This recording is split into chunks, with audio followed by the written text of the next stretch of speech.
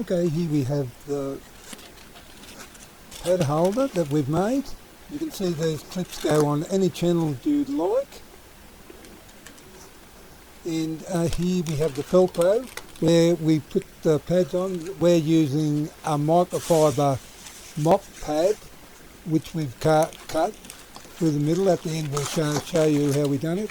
Here you just cut it to size, and that's how they're held on. And that's not as though I've done this for about 7 years. Here's an old one that I did 7 years ago, and as you can see I'm using it as a water fed, and I'm using white scrubber material for the heavy duty jobs.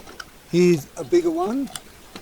They're obviously for the shop fronts, and we use those water fed on the pole all the time.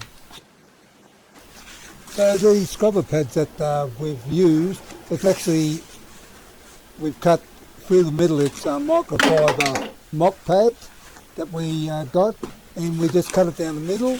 You can even double it up if you want. You can see the material here holds a lot of water as well. And I hope this helps, and I suppose, well, that's about it.